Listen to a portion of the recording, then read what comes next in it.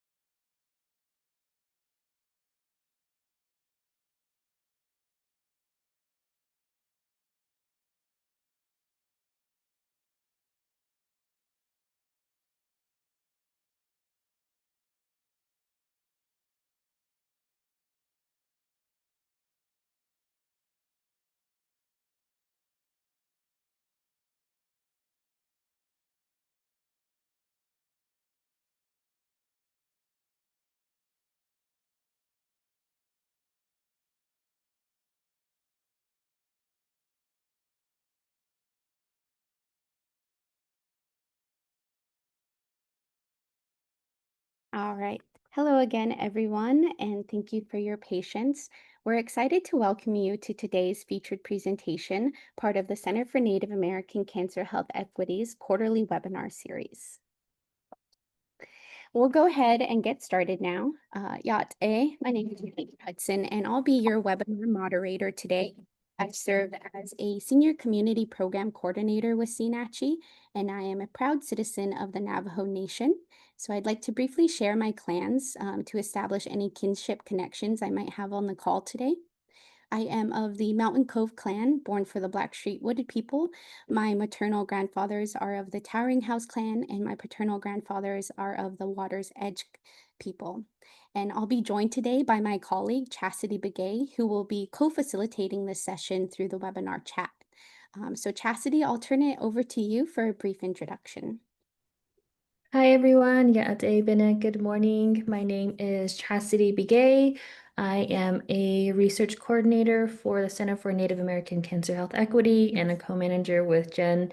I am of the Coyote Pass clan, born for the Big Water clan. My maternal grandfather is of the Towering House clan, and my paternal grandfather is of the Bitterwater clan. So hello to any relatives I have out there today. Awesome. Thanks so much, Chastity.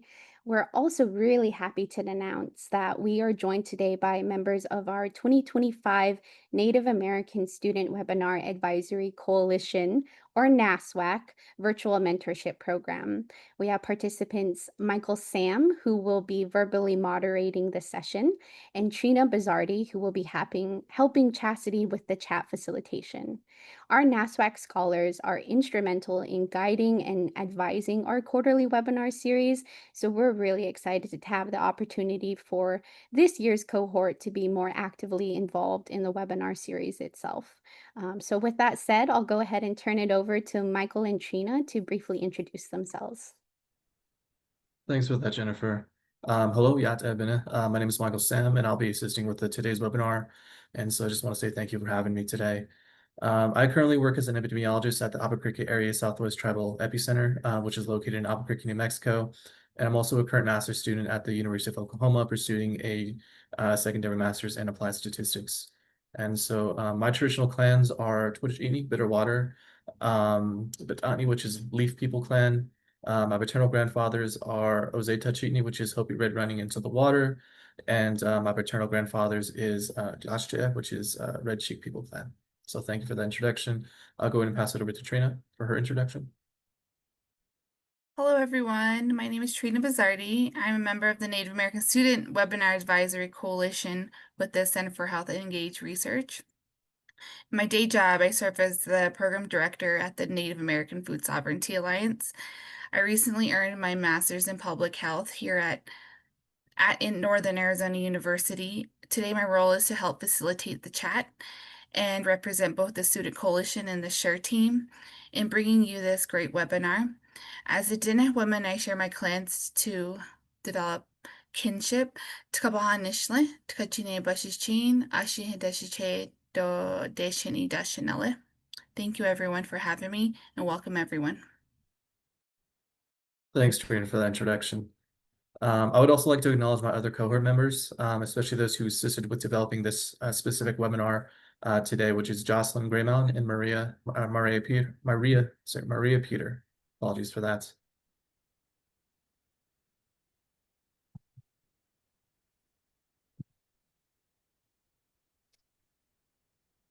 And today's webinar is titled Community Shaped Me, How I Found My Role in Indigenous Data Sovereignty. And we are honored to be joined by today's featured speaker, which is Dr. Callie Dale, Director of Research at the Native Bio Data Consortium. And so she'll introduce herself more fully in just a few moments here. Something to note really quick is that today's session will be recorded and made available on the NAU CHER YouTube channel for those who wish to revisit the presentation. And this webinar series is made possible through the support of the American Cancer Society. Before we begin, we'd like to take a quick moment to set our collective intentions. We recognize that for many Native Americans and Indigenous communities, cancer is a culturally sensitive topic and sometimes spiritually prohibitive topic. Our goal at C-NACHE is to approach this subject with respect, cultural awareness, and care, to honor the deep spiritual traditions that may guide many Indigenous models of health and wellness. So at this time, we'd like to invite you to reflect quietly in your own way on your intentions for being here. You may use this moment for personal prayer, reflection, or setting protective intention for yourself and others as we enter into this dialogue. So starting now, I'll go ahead and set a 1-minute timer, and feel free to participate however you wish. So.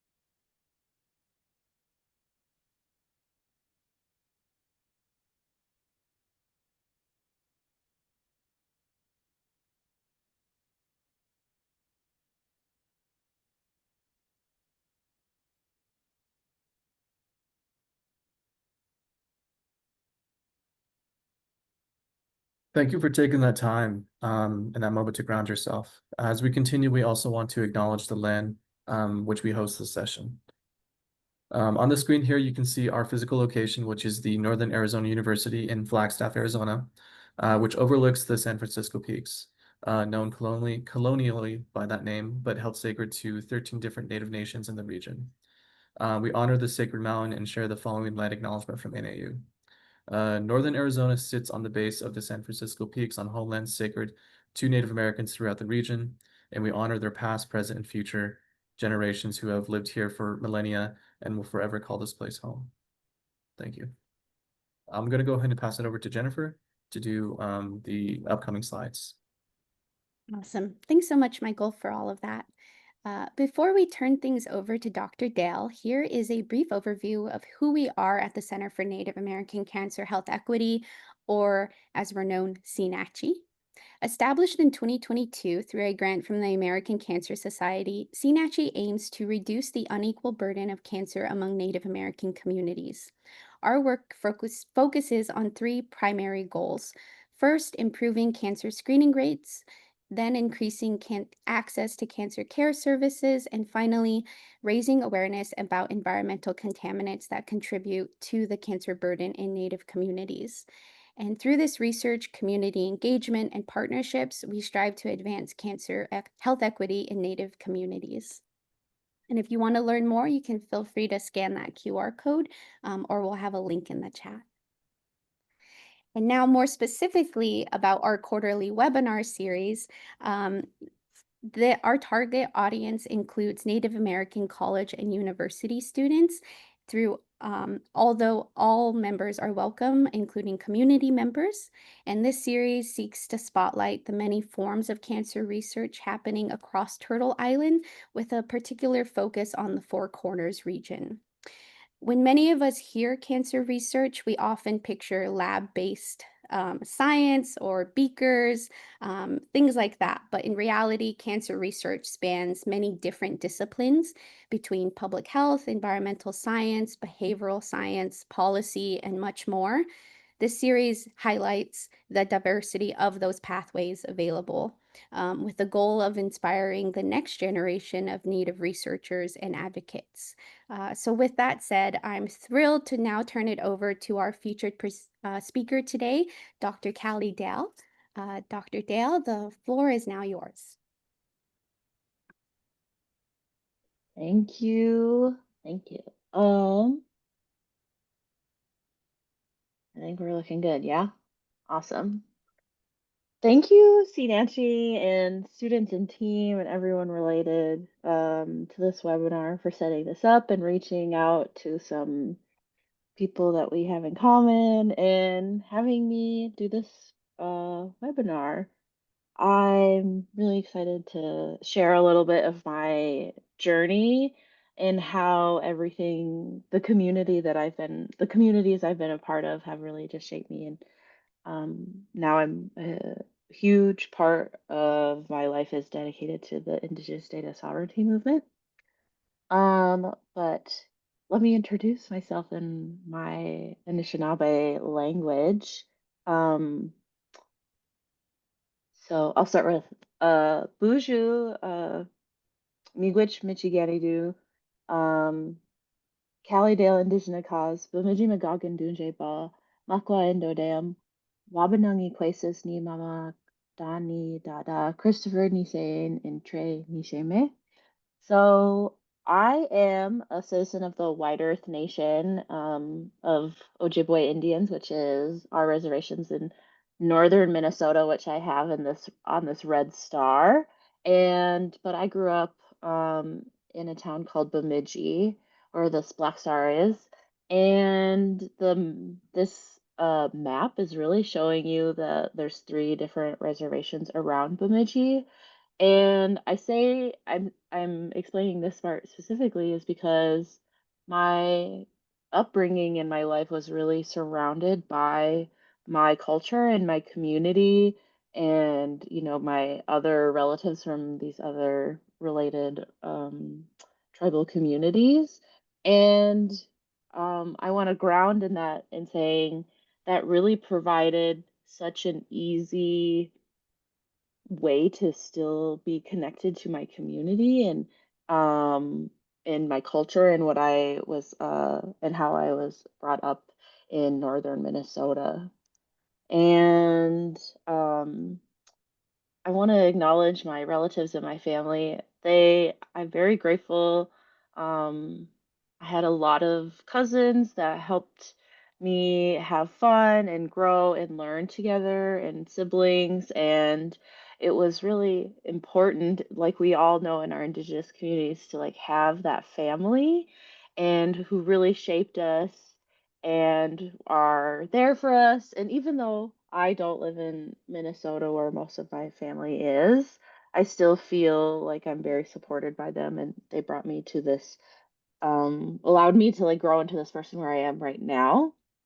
I guess I should say I live in Salt Lake City, Utah, so I'm coming from that place specifically. And so acknowledging my relatives and how they have um, let me grow into this person or shape me into this person. They really showed me laughter and love and community in that place.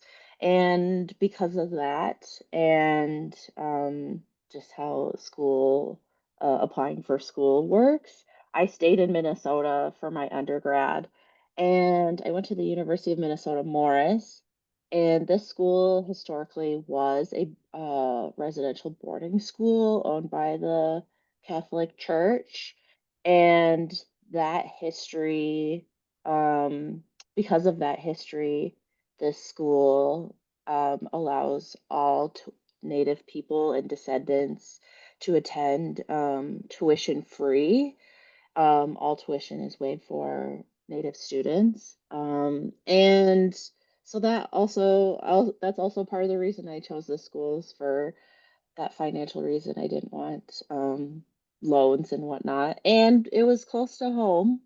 It was only a 3-hour drive away. And because also of that tuition waiver, the population of students, Native students, was really high for a small, public University of Minnesota school.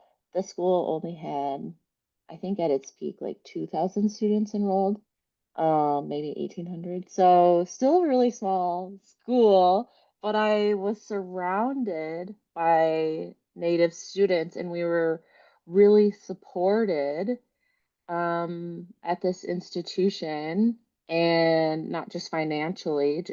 We got mentors and programs, and it's really tough to see these days that's not, valued as much anymore. But because of that community at Morris, I was involved in ACES, being a nerdy person, and a little nerdy chemistry major. And so I formed a very strong community with what I like to call the nerdy natives. And we were a really strong ACES chapter back in the day. And that was a home away from home. Everyone understood what we went through, and and nothing felt weird. Like I didn't have to explain myself ever. Um, and so it was a really easy transition to go to undergrad here. And I found other community. I was really dedicated to community service and leadership. So this picture on the left is like one of my alternative spring break groups, where we did community service instead of partying for spring break. But we still had a lot of fun. And this group really shaped me and how what I think a leader is. We spent a lot of these trips on discussing what is a leader, what does it mean to be a leader. Leaders can be quiet, they can be, behind the scenes, they can be the loud ones. Leaders, everyone is a leader in different ways. And that really helped me understand how to let others shine, but also like still shine myself. And one other community that really shaped my Morris time was my time working with Morris Healthy Eating. And this really showed how I can use my culture in a job. This was just a student job, but I helped start a garden on campus that was educational. It had a medicine wheel, and it used like native prairie plants for the different colors that bloom. And we planted the Three Sisters. We connected with other indigenous farming and gardening and seeds, and this like showed me that I could have a career or a job, get paid to use, my cultural knowledge and upbringing to, have a future. And that was really important as well. Like these at the time, it was just like, this is what it is. Like this felt very normal and easy. And, in hindsight, I'm like, I needed that to be where I'm at today. And so these experiences were so integral in my learning. And throughout my time in undergrad, when trying to figure out a career, um, a lot of the times being a part of these nerdy native groups, we were told to go get a degree and come back and help your community. And my mom was a nurse, so I was like, I want to be in healthcare. So I was on a lot of healthcare track type things.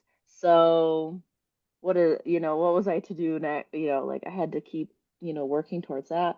So I ended up at an internship. I applied to this internship called Native American Research Internship, NARI. Um, and it's at the University of Utah. So I spent a summer in Salt Lake City at the University of Utah. And these are pictures throughout my years with NARI. Spoiler alert, I came back. And really that summer I spent there was so integral. This top picture is of me and my poster from that summer, and I learned like how to do PCR. I, worked with mice. I did these diabetes research. It felt so important and it felt so real. And I loved my lab experience. It was, and I had a great community of other nerdy natives across the country, and they became a family. Like, you, this so one of them that I did this internship is my bridesmaid. Like we are very still connected, and I love this community.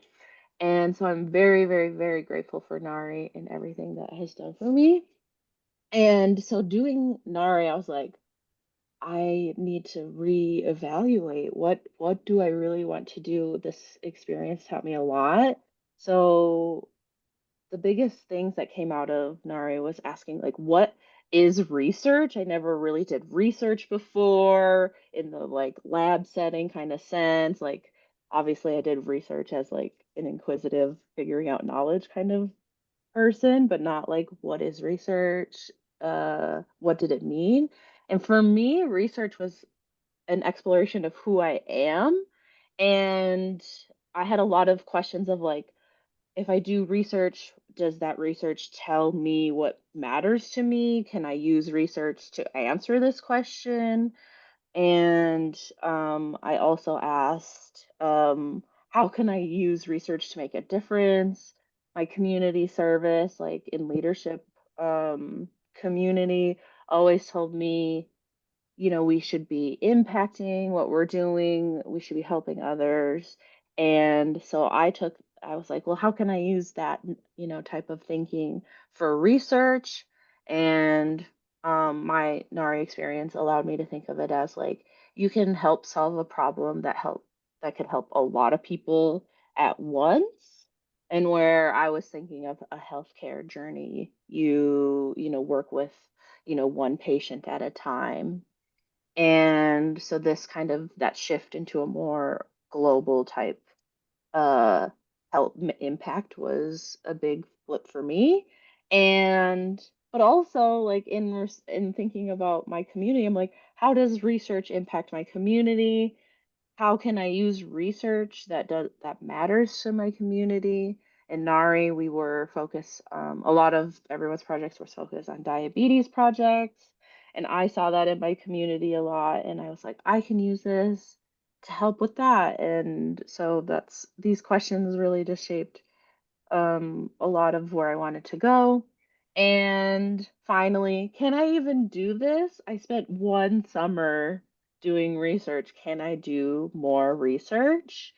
Like, or can I keep doing this? Like, it might be a fluke that I could even do this. And so at that point, I decided I needed um, more experience to before I decided what I really wanted to do.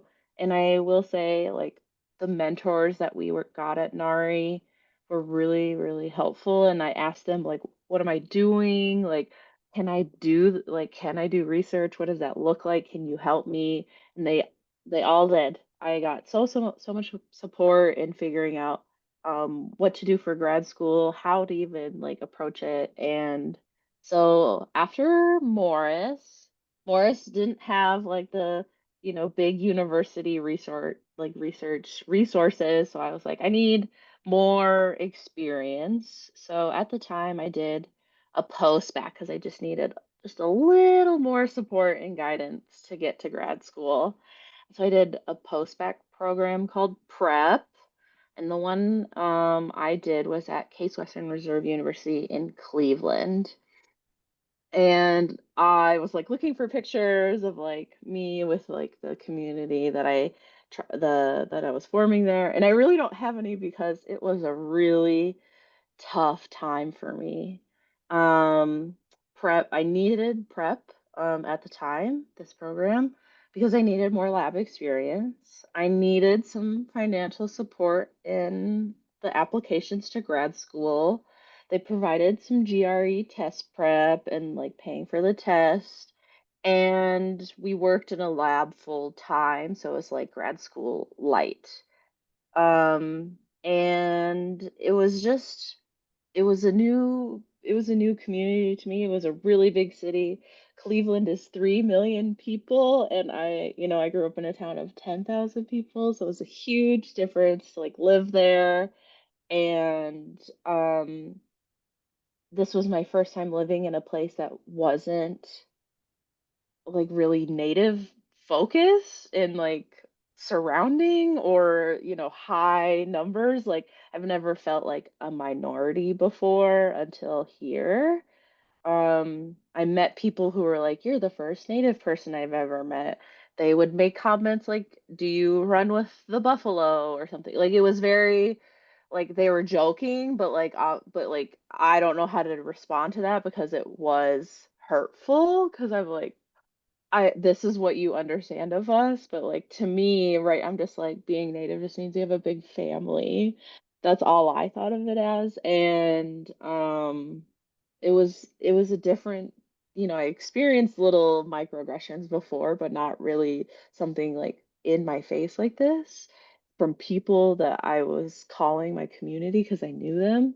So this really led me to being like, I need to be in a place that is like heavily like influenced at least by a Native community.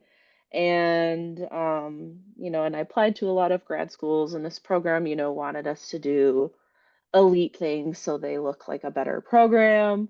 And when I told them I was looking at the University of Utah, they're like, what are you doing? They were very hesitant about it. Um, but that's where I went. I ended up at the University of Utah because of my experience at NARI. I knew that community would be there because we were assigned like professional mentors, and like we got to meet a lot of people who live in Salt Lake and work at the university, and I knew that support system would be there for me. And I could also use it to be a mentor to students through the internship. So I could have my own intern and be like, I was you so many years ago. It was, I was like, I'm excited to like this full circle moment.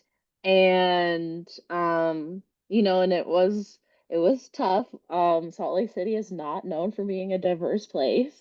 And Nari was very insular. Like it was like you are in a native community when you are Nari, but outside of that, you're not. So it was an adjustment. It felt a little scammy at first. I'm like, they got me, they snagged me. But I really did have a really good time.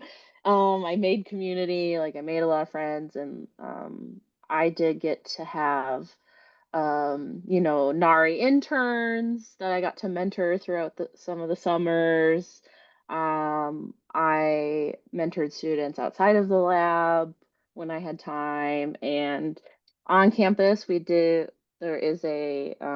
was American Indian Resource Center. So like this was just so many steps ahead of Cleveland in my eyes, and I was like, finally, like I can do this work and still like live my best life. And I joined, and so throughout my time, I was like, I want to do biochemistry. I'm really excited about biochemistry, and I want to do diabetes work. Like that felt like the most important thing to me. And I did explore some labs, and they didn't really work out in the way that I wanted to, in the timing. So I joined, but cancer has had an impact on my family. My grandpa had lung cancer, was a lifelong time smoker, so that's why. But cancer affects everybody, and it also I knew it impacted our community. So I was like, this is a good second choice, and I wanted to try something new as well. And so I end up rotating and end up joining this lab at the Huntsman Cancer Institute with Martin McMahon, and his lab is most known for melanoma and lung cancer. And I got along with Martin very, very well. Like, I was like, hey, I'm coming in here not knowing a lot about cancer. Is that okay? He's like, yep, we'll get you up to speed. And he spent a whole summer with me teaching, I think, one of the Weinberg intro cancer bio textbooks. Like, we talked about that every week, and it was very supportive community. And I am very grateful that I ended up here. Um, and it was, and I did finish eventually. But to talk a little bit about the research, I studied this pathway called MAP kinase pathway. It is a pathway, the signaling pathway regulates many cellular processes. So this figure is just showing that its target, this main pathway here, BRAF MEK ERK, was targeting, proliferation, metabolism, growth, cell cycle, migration. It literally did everything. And this pathway, because it affects all those things, is very commonly mutated in cancer. And this specific mutation on BRAF caused this kinase cascade to be activated always, and led to oncogenic transformation and uncontrolled growth, unregulated survival, increased migration. So I thought this was like a really cool pathway to study. And I used this signaling pathway for my project to ask what genes are turned on in cancer versus normal. And I used a lot of in this and so I used a lot of molecular biology to ask these types of questions. Um, and you, all of that to say is I did science, and I learned a lot of molecular biology. I did a lot of high throughput sequencing in cell culture and Western blots and qPCR. Like, I learned a lot of lab skills, and I learned a lot of Hey, uh, baby. and then I learned a lot of critical thinking and all, how to write a research proposal and paper. I learned all those things like you do in grad school. I learned about project management. You have a lot of different things going on. I took on a role of managing the lab, so making sure things are ordered and there's an inventory and machines are up to date. A lot of the behind lab scene stuff, and I still use these skills to this day. And I also, as I mentioned, Nari, I got to mentor a lot of students, and I loved doing a cute little science demonstration for the youth. And the what's the native student on campus always had a high school group come in every year and like tell them about college, and I would always do a little science demonstration for them so that they'd be excited or whatever. And so I learned a lot in grad school. It was tough. And but it taught me one more. It obviously taught me, I studied melanoma, so it felt like my research project was very distant from what my true goals were in those questions I was asking about myself. Melanoma, skin cancer, not hugely impacting native people and people with melanin.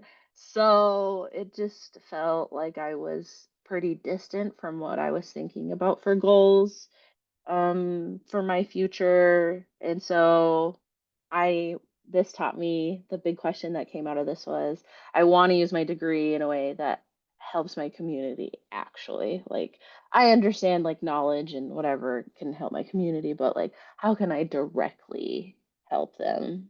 And go home and like do these things that they've been telling me to do my whole life.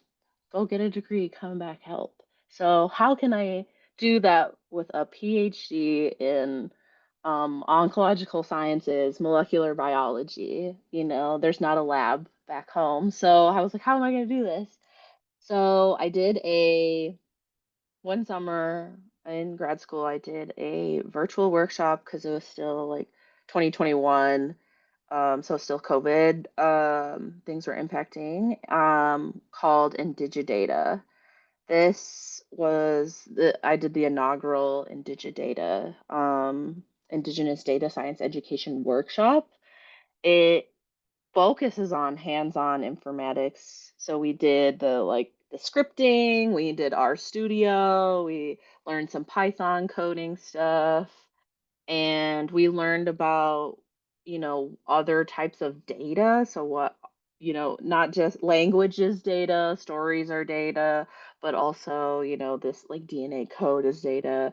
So that was a really cool way to have those conversations, learn about data ethics, and the Indigenous Data Sovereignty movement, and things that are the principles and whatnot.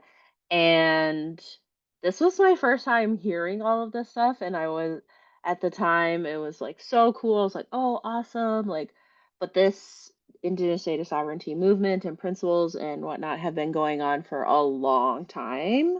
And it's really come into the light the last like 10 years or so, 15 years. And I heard from amazing Indigenous scholars, about how they use, this data sovereignty in their work, and I was like, oh, I should be doing this, or I should like implement this with my community. And so this was a huge switch for me. I was like, okay, I don't need to like be in a lab doing these things, blah, blah, blah, but I can use these principles and knowledge of Indigenous data sovereignty to help where I'm going. And this workshop was sponsored by the Native Biodata Consortium. And so was like, excuse me, I'm graduating. I would like a job. Um, and Native Biodata, first of all, what is Native Biodata? It is the first biobank and data repository with a research lab on a U.S. tribal reservation. We are an Indigenous-led organization. Our entire board is Indigenous scientists, and our staff is like 90% Indigenous people. We're on the Cheyenne River Sioux Reservation, and our lab has a sequencer. It has which is so cool. It has, the bio hoods and whatnot, and like it's a real lab. And they asked, and when I asked for a job, they're like, will you run the lab? And so I moved out to South Dakota to work at Native Biodata, and I just like fell so I just got so passionate from the work we were doing and how we were doing it in this on the reservation. Like we were doing it right there. It was so cool to see. And um allowing us allow research to be done in the community, for the community, by the community. And Native Bio really has these four big principles of like, we are, dedicated to keeping samples and data local. Research has been done on our communities and not with our communities for a really long time.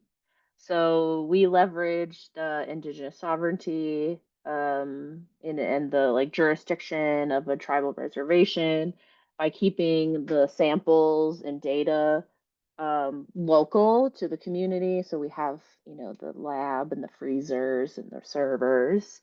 And by being local, we're building that STEM capacity on the reservation. So we're creating those economic opportunities and that local scientific workforce. We'll hear a lot.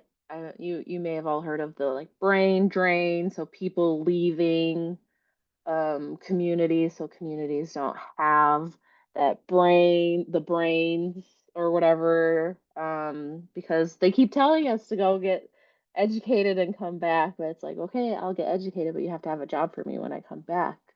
And so Native Bio is trying to be that place, not at a university, be that like bridge of like wherever you're going next, how can you, that's what you need, or just like bring your scientific, knowledge and work to that community.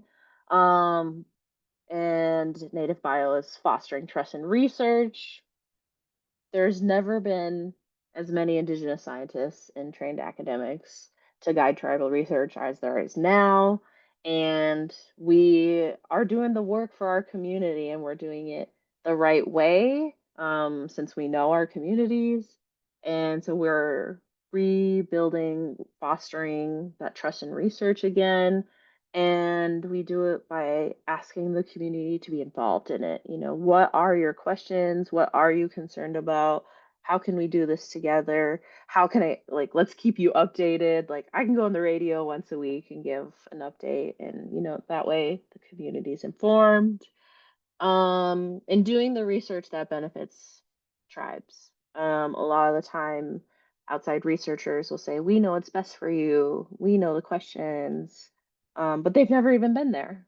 And so we want to be a place where if an outside researcher does want to do research in our community, they have to go, the community would want it to go through us at Native Bio, making sure we filter out any non-right parties for this work. And we're trying to build that longitudinal studies and institutional memory for the community. And we have we're a cute little spot on the res. This building used to be a nursing college, and so that's why we have the lab space, because it was already in this college. We just take up over 1,000 square feet in the corner of this building, and we share it with some other offices, and downstairs is an Airbnb. So this multi-use building, but we're right there in the community, and um, we're little, but we're mighty, as they say. And we're trying to be that go-to institution for tribes and researchers doing research with Indigenous communities, and do it in the ethical way. And we have big plans for our future. We really want to expand our campus, and have some housing for researchers to like stay here and do the work here. A lot of times in research, the researchers will come take samples and take it away and do the work somewhere else. And then there's that loss of like, where are the samples? Who has them? Is there any left? So this allows for some accountability by saying local, so they can't leave with the samples or the data. Having a community place for people to come visit. The Cheyenne River Reservation is huge. It's like the size of Connecticut, I believe, like land-wise. And so making sure every area of the reservation has access to things. So having an office for IHS clinics or something, because this is on the other end of the reservation, and having, a big lab facility, a place for portable MRI machines. That's been like a huge topic I've been hearing in Native communities, where we like share an MRI. So like the community doesn't always need the MRI machine, or if we could have it for certain times of the year and share it and have that cost split among communities, that can be a way to get around some of the capacity. And so having a place to have it would be important. And building a playground for the community and whatnot. So our future is big and it's exciting, and we want to like keep continuing what we're doing. And so what do I even do at Native Bio? I have a lot of hats. We are a small organization, but our lab is clinically certified to do some clinical testing. During 2020, we all heard about how testing would take a really long time, especially on the reservation. Samples had to be sent away, hours and hours away, and then it would take, weeks to get results, and that's not even helpful anymore. So we built a clinical lab to do the testing in the community, keep that local, provide that resource. So I run our lab and I do some capacity building with these training workshops. We still sponsor Indigidata, so going and being a part of that as a lecturer, TA. I do a lot of speaking. I promote what Native Bio does and is doing and how we can help Indigenous communities. A lot of people don't know about us, and we do help globally and really promoting Indigenous data sovereignty, making sure researchers know about the principles of doing this work in the right way. Because that's the biggest question we get. It's like, how can I help? And it's like, well, do it better. And so doing this stuff is really fun and important. And I run quite a few of our projects. We have a lot of other non-lab based research projects, including building a tribal data repository and some public health and stuff. So while I don't do cancer research anymore, I listen to the community. They're telling me about increased rates of sarcoidosis and how that's relating to multiple myeloma. There's lots of, and so just like there are things going on in the community that they're concerned about. And so I hope to do more cancer research someday. I want to keep use that knowledge, and and help the community, and if that's what they do. So why do I do this, and what keeps me like going with all this? It is due to the lack of research and representation in this world, especially in genomics. Um, there's papers in the past that show that these data sets on genomics of humans do not really include indigenous peoples, and so if we're getting sequenced for a cancer diagnosis, are they even doing it to the right genome? Is this actually telling our community what they actually have? This can be wrong since the background of the human genome is not very comprehensive. It's gotten better over the years, definitely, and this so we're working towards it, but we want to make sure while we're represented in the data sets, we also want to make sure our data is not being stolen. And as I said, there is an ethical framework to doing research in Indigenous communities, and this is a great paper that really outlines how to do some ethical genomic research with Indigenous communities. And I'll put it in the slide that I share for everybody. And I really would like to say the work needs to be done by us. We are the ones who understand our communities. It's this inclusion, to include us, to enhance what we're doing, improve equity, build trust. It really does start with having Indigenous scholars and scientists and lawyers and ethicists, because I really like this quote of we shouldn't be focusing on building trust in vulnerable populations.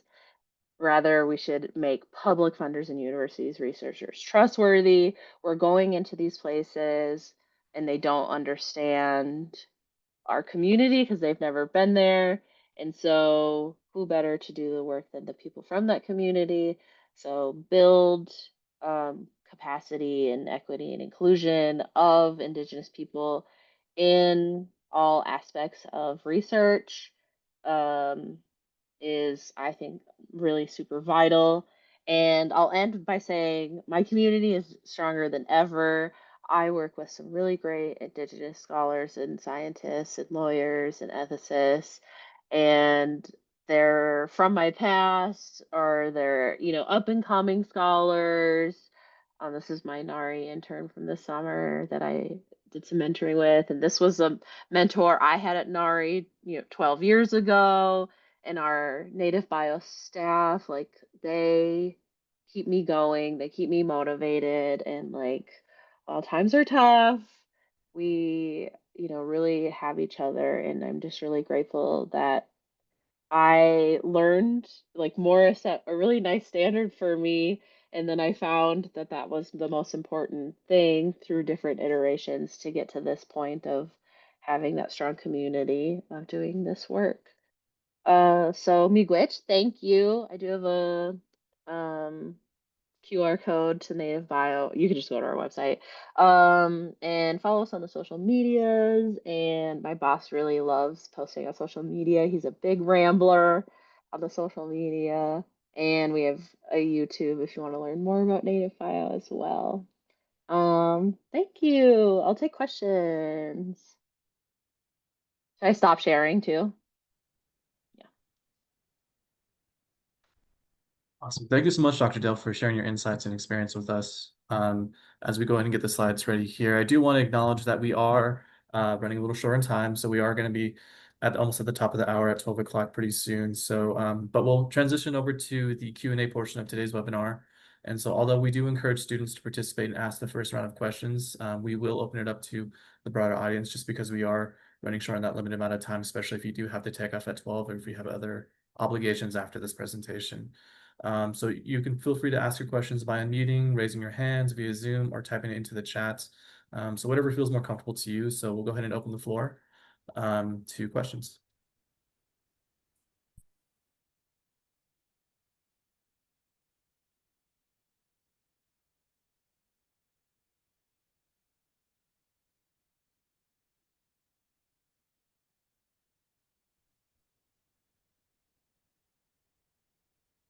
No question that I see yet, but I do see a comment from Tim Curry who says, "Thank you so much, Dr. Dale. I have to run, but this was a great talk." If you don't have any questions immediately, I do have one to start us off, if that's okay, Dr. Dale. The first question I have is just in regards to the type of data requests you guys receive at Native Bio Data. And I guess if there's like any sort of success story and maybe something you guys were able to accomplish with that request, or any request, or maybe any stories you'd like to share, and any requests you guys have been able to fulfill to the communities that you guys assist. And if there's any limitations you have also noticed with maybe fulfilling some of those data requests. Thanks so much, Michael. That's a lot. Sometimes we'll get a question from a researcher who, found, like, for example, we were working with this researcher who found some genetic samples, some blood samples from an indigenous community in Costa Rica, and this researcher's dad collected it, many, many decades ago, like in the 70s and 80s. And it didn't get sequenced because it was too early for that sequencing to be done. And, this researcher was like, well, I found out about this, but like, what should I do with these samples? And like, found out about Native Bio and reached out to us. And we all we can really do in that scenario is advise that person on how to do the work ethically. And we tell them, like, you have to go to the community and ask them what they want with these samples. Maybe some of these samples are from deceased relatives, or maybe they want to know something. So like, we just had to tell this researcher, like, you have to go ask the community what to do. And he seemed at that moment was like, that seems like a lot of work, like going into the jungle, these the indigenous people of Costa Rica don't have recognition like Native people in the US do. And and they're mostly just left alone. And he was hesitant, but then, a couple months later, he was like, I went to the jungle and he talked to community. So like that was a success story in that like you tell the outside researchers what the best way to do this work is and what's the most ethical, and when they follow suit, it's very exciting to see that. And what else? Other data requests. Mostly it's about holding data or samples for community because they're not ready or they don't have the capacity to do the work that they want to do at the moment. So putting stuff in freezers is really easy for us. We can do that without charge to this community until they're ready to do it. We're trying to create, longitudinal studies that actually work for our community. And so doing, collecting samples over time for research that's going on in our community. And what else? Sometimes they just need some scientific advice from indigenous scientists. We give a lot of advice about some communities are like, how do we do genetic ancestry in the right way? Like they have, funds or something and they don't want to use 23andMe, obviously. So it's like, how can they do this in a way that works? And sometimes we can provide like that space, like using our sequencer or using some of our scholars to help them devise what that work could look like. Yeah. Thank you for that, Dr. Dale. I'll go ahead and turn it over to everyone else again. If there's any questions, feel free to put in the chats or go ahead and unmute yourself if you have any questions.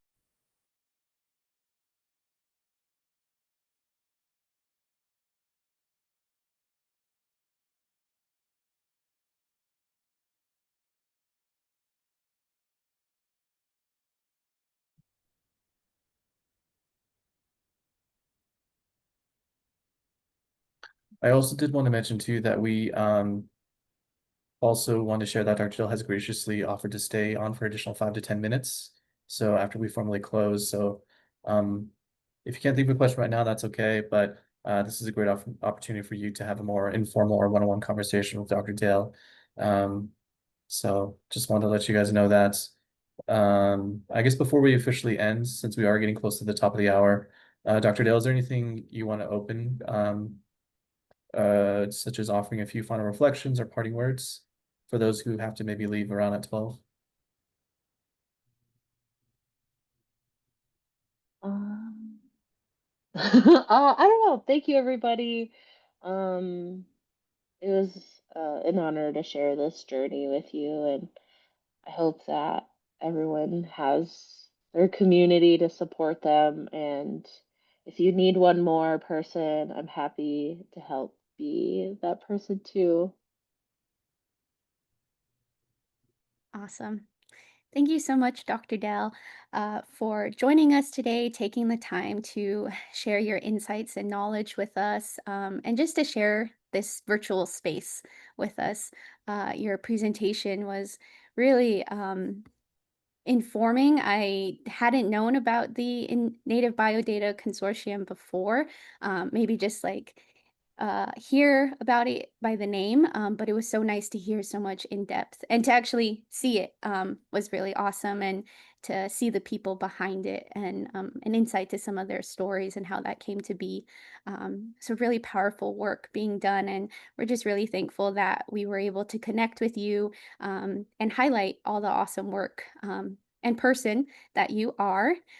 So with that said, and before everyone logs off, because I know we're hitting the top of the hour, we do appreciate your feedback on our webinar series. It helps us build up better webinars for our attendees and all that.